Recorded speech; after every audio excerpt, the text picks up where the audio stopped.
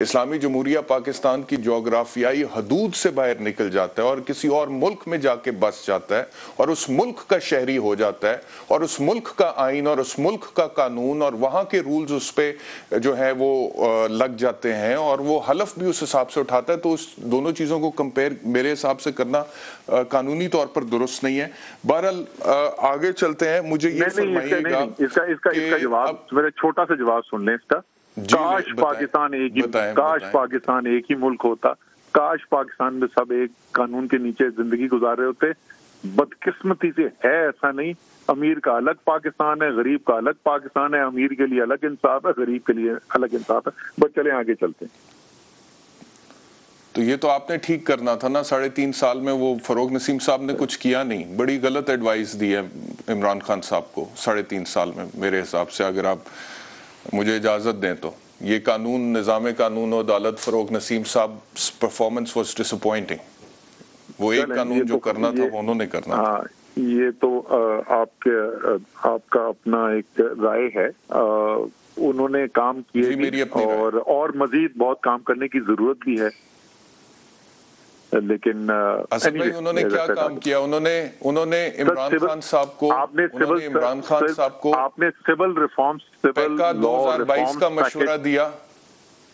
سر civil میں فروغ نسیم کی پرفارمنس نہیں ڈیفینڈ کر رہا تھا، میں ان کی پرفارمنس یہاں پہ نہیں ڈیفینڈ کرنے کے لیے بیٹھا ہوا، لیکن میں یہ کہہ رہا ہوں کہ عمران خان کے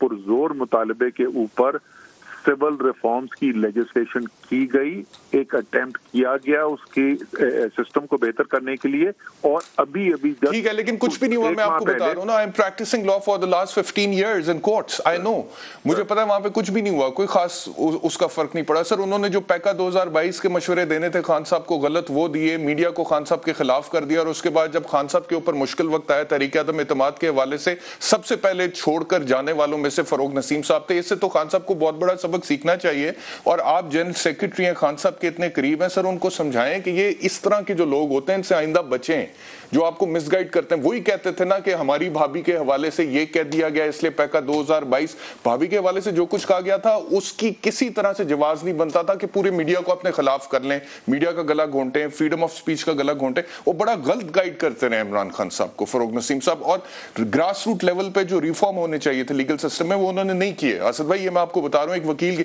جیسے میں معیشت پہ آپ سے نہیں بات کر سکتا، آپ کا ماشاءاللہ بہت وسیع نالج ہے، قانون کا مجھے پتا ہے کہ انہوں نے کیا کیا ہے یہاں پہ لیگل سسٹم میں۔ جیسے میں نے پہلے کہا تھا، میں فروغ نسیم کی پرفارمنس یہاں پہ ڈیفینڈ کرنے کے لیے نہیں بیٹھا ہوں، اور کئی چیزیں جو ہیں اس کے اوپر ہمیں بھی اعتراضات ہوتے تھے، ہم تو بات کر رہے تھے بالکل مختلف، ہم کہاں سے کہاں پہنچ گئے ہیں۔ ہم یہ بات کر رہے تھے کہ چلیں یہ 100% ہمارا ہی قصور ہے، پاکستان ایک پرفیکٹ جگہ تھی اور ایک بہترین ملک تھا اور سب کے لیے قانون ایک جیسا تھا، ہم نے خراب کر دیا، چلے ہم یہ مان لیتے، ٹھیک ہے نا، لیکن ریئلٹی میں یہ بھی نہیں کہہ رہا، بات کر رہے احتشام، اور سر آپ نے جو خواب دکھائے تھے وہ آپ پورے نہیں کر سکے۔ نیا پاکستان، ریاست مدینہ کی طرف جائیں گے، اس لیے تو ہم کہتے ہیں وہ خواب پورے نہیں ہو سکے۔ سب سے بڑا خواب قانون، عدالت، انصاف جو نعرہ تھا وہ پورا نہیں ہو سکا سر، وہ سچویشن اور زیادہ خراب ہو گئی تھی۔ میرے خیال میں احتشام آپ کو میری ضرورت ہے نہیں اس پروگرام میں، الحمدللہ آپ بولتے بھی بہت اچھا ہیں، نالجبل بھی ہیں، تو آپ نے دوبارہ اٹھا کے پروگرام دیکھ لینا، تقریباً 75% تو آپ نے بات کی ہے۔ وہ بھائی مجھے بات تو کرنے دیں یار، نہ ایگری کرنا میرے ساتھ، لیکن یہ کتنے ہم اپنے وعدوں پہ پورے اترے اور کتنے نہیں پورے اترے، اسی لیے ہم کہہ رہے ہیں بھائی جان الیکشن کرا دو، پتہ چل جائے گا۔ لوگ آپ سے اتفاق کرتے ہوں گے تو ہمارے خلاف ووٹ ڈال دیں گے، مجھ سے اتفاق کرتے ہوں گے تو ہمارے حق میں ووٹ ڈال دیں گے، یہ فیصلہ تو عوام کرے گی نا، انشاءاللہ تعالیٰ پتہ چل جائے گا آنے والے الیکشن میں۔ بالکل صحیح ہے، بالکل صحیح ہے، اور الیکشن ہونا چاہیے، جمہوریت کو آگے چلنا چاہیے، لیکن آپ یہ بھی تو مانیں گے نا کہ الیکشن کرانے کا جو طریقہ کار آئین میں دیا ہوا ہے اس کے مطابق الیکشن کمیشن آف پاکستان نے ہی الیکشنز کرانے ہیں، یا پھر کیونکہ ابھی آپ کا بیرونی سازش کا نیریٹو بہت مقبول ہو گیا ہے اور وہ چورن بک چکا ہے عوام میں، اور آپ چاہتے ہیں فوری طور پہ انتخاب ہو جائے تو پھر فوری طور پہ انتخاب ہو جائے، کوئی قانون، کوئی سسٹم، کوئی پروسیجر کے تھرو الیکشن ہوگا نا اسد بھائی، ایسے تو نہیں ہو سکتا کہ جب آپ چاہیں تب الیکشن ہو جائے۔ کیا خوبصورت بات کی ہے آپ نے، بہت زبردست بات کی ہے کہ آئین کے مطابق فیصلے ہونے چاہیے۔ مجھے یہ بتائیے کہ آئین ذرا سن لینا کیا آئین کے اندر یہ جو بھی وزیر اعظم اس وقت کا ہو اس کے پاس اختیار ہے یا نہیں ہے کہ وہ ایڈوائس بھیجے پرائم منسٹر پریزیڈنٹ کو اور اسمبلی ڈیزالو کر رہے تھے؟ یہ آئین کا حصہ ہے. الیکشن کمیشن آف پاکستان ثواب دید ہے نا. فون لینا سر، آپ الگ بات کر کیوں کرے؟ آپ احتشام، آپ بات اتنی کرتے ہو جواب ہی نہیں سنتے ہو. سوال آپ کر رہے ہو الیکشن کمیشن آف پاکستان نے کرانا. آپ نے مجھ سے یہ سوال پوچھا، آپ نے مجھ سے یہ نہیں سوال پوچھا کہ شہباز شریف کو کال کرنا چاہیے کہ نہیں پوچھا. آپ نے مجھ سے سوال پوچھا کہ الیکشن کمیشن نے کروانا ہے اور آئین میں الیکشن کمیشن نے کروانا ہے، تو آئین میں کیا لکھا ہوا ہے؟ اب میں الیکشن کمیشن کی بات کر رہا ہوں، پلیز میری بات سن لیں.